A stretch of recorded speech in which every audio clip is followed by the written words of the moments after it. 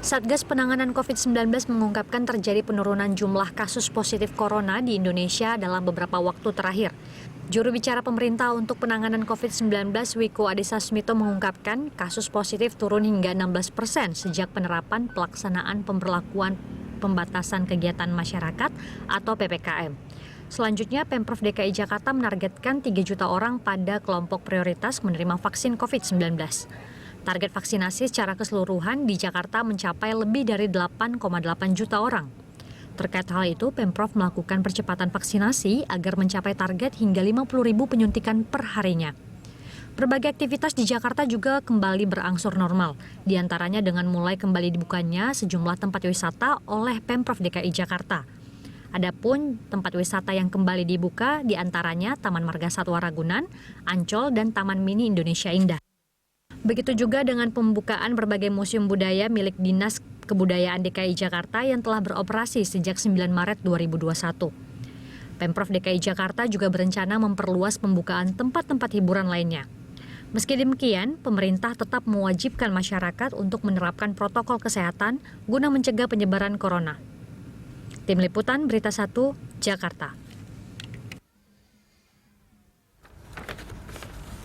Ya, jumlah kasus positif corona di Indonesia dalam beberapa waktu terakhir ini cenderung menurun, pemirsa.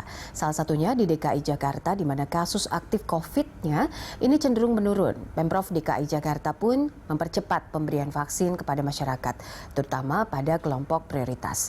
Berbagai aktivitas di Jakarta pun sudah berangsur normal, maksud kami, diantaranya dengan kembali dibukanya tempat-tempat wisata dan juga hiburan.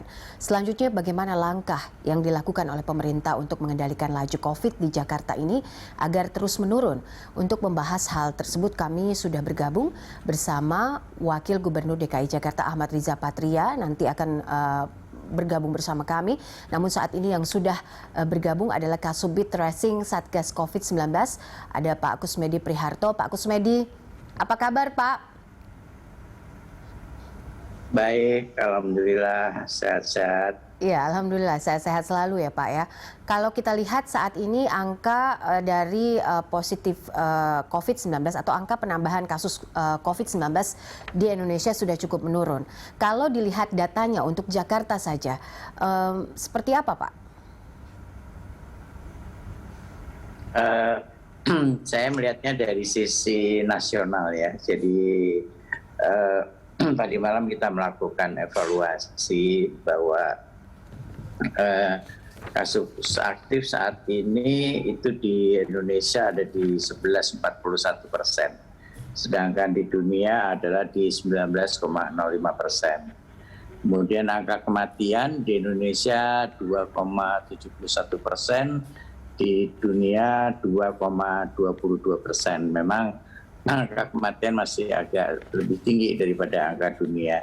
Kemudian angka kesembuhan di Indonesia 85,88% dan di dunia di 78,74%. Jadi secara keseluruhan sebenarnya kasus terhadap COVID ini memang membaik, baik dari sisi pelayanan ataupun kesembuhan daripada masyarakatnya. Namun demikian bukan hal yang harus menjadi sesuatu kegembiraan, tetapi justru kita memang harus lebih hati-hati lagi. Walaupun saat ini sudah ada vaksin yang sedang dijalankan dan saya terus terang melihat bahwa selama saya menjadi dokter sekitar 40 tahun baru kali ini ada program vaksin yang diburu oleh masyarakat.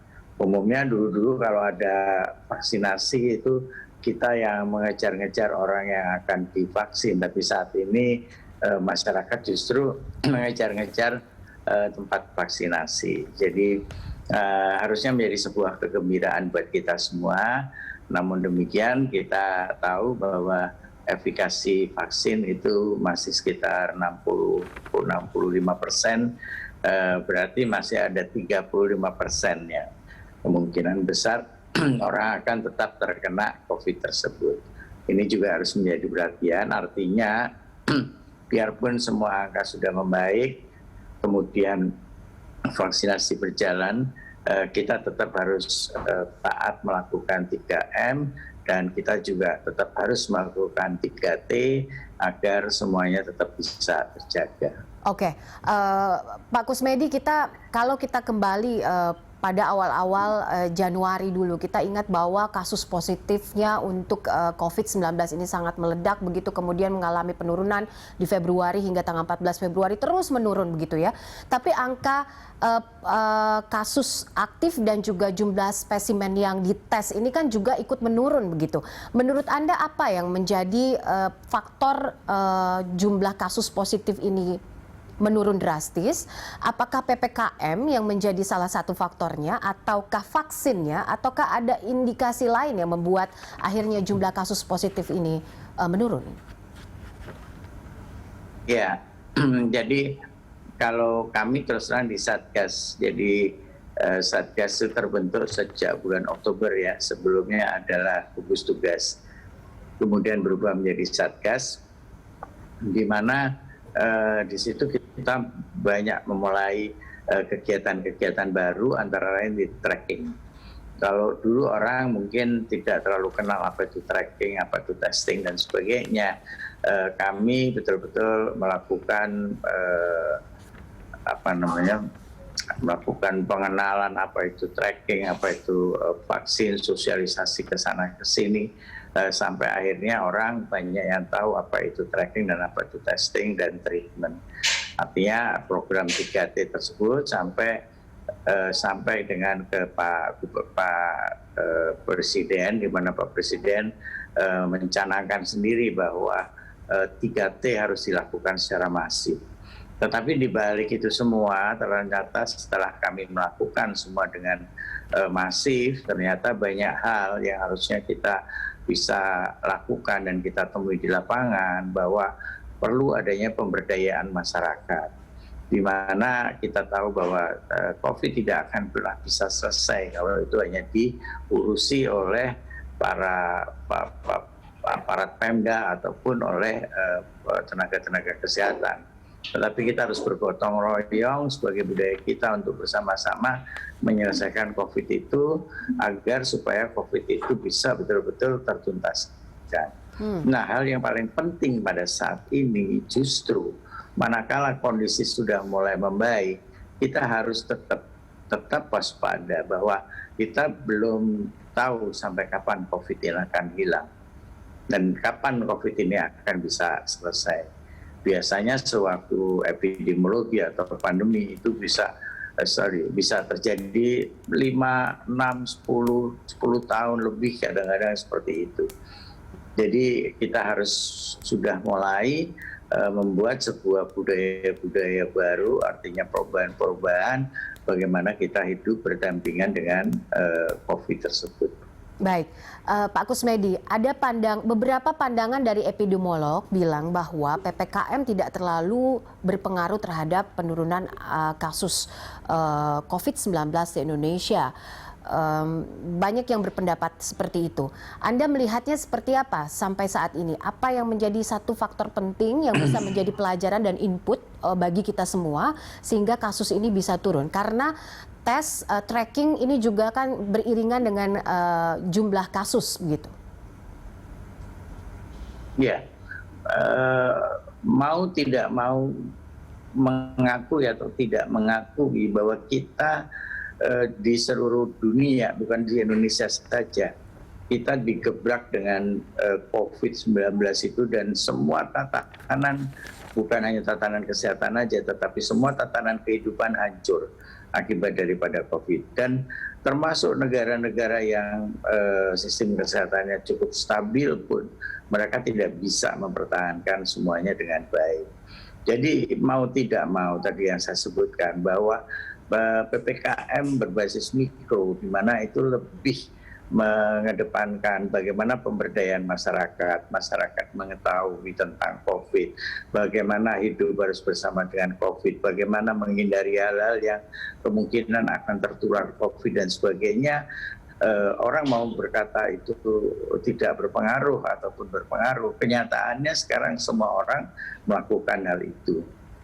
Mbak Popi saja pulang kalau dari kantor, dari tempat siaran pasti pulang ke rumah, dan di rumah mandi dulu, membersihkan diri dulu semua dari kondisi-kondisi yang ada di luar, kemudian mengganti baju dengan baik, baru berkumpul dengan keluarga. Itu adalah salah satu budaya baru yang dahulu-dahulu kita mungkin tidak pernah melakukan hal-hal yang semacam itu. Ataupun kalau kita melakukan, kita hanya mencuci tangan, mencuci kaki seperti itu. Tapi sekarang kita butuh mandi, artinya butuh seluruh kita bersihkan hingga tidak akan menyebabkan virus COVID itu menempel di badan kita dan kemudian menulari orang satu rumah. Oke, terkait dengan pemberian vaksin ini, bagaimana langkah selanjutnya? Apakah pemberian vaksin saat ini yang diberikan kepada kelompok-kelompok prioritas juga bisa menjadi satu indikator, Pak? Karena juga banyak yang berpendapat bahwa kalau saya sudah dikasih vaksin, saya pasti akan lebih kebal begitu. Nah, ini mungkin yang kurang begitu edukasinya diberikan kepada masyarakat di Indonesia. Jadi saya setuju, maka saya mengimbau kepada semua siaran TV ataupun medsos atau apapun, yuk sama-sama kita mensosialisasikan bagaimana vaksin tersebut. Karena kita tadi saya sampaikan bahwa efikasinya cuma sekitar 60-65%. Sedangkan kalau kita menggunakan masker antara satu orang dengan orang yang sedang kena COVID dan menggunakan masker yang bagus, efikasinya bisa sampai 90%. Artinya dengan adanya 35% yang kemungkinan orang masih terkena COVID apabila dia terserang COVID, dan kondisi tersebut juga bisa membahayakan daripada penderita tersebut, maka kalau kita double dengan kegiatan kebiasaan 3M itu, mau tidak mau itu akan lebih kuat lagi untuk kita tidak kena COVID. Sedangkan kalau ada COVID satu saja di rumah kita atau di kampung kita lah ada satu COVID, kalau tidak ditangani dengan baik, dia akan menyebar ke seluruh penduduk yang ada di kampung itu. Sehingga mau tidak mau COVID-nya juga akan naik, walaupun toh dia sudah divaksinasi. Karena dengan 65% efikasi berarti orang itu kalau sampai kena COVID, sakitnya tidak seperti orang pada waktu dia belum divaksinasi. Oke, baik. Nanti kita akan lanjutkan lagi perbincangan. Kami masih menunggu untuk bergabung bersama Bang Ahmad Riza Patria. Usai jeda pemirsa, tetaplah bersama kami.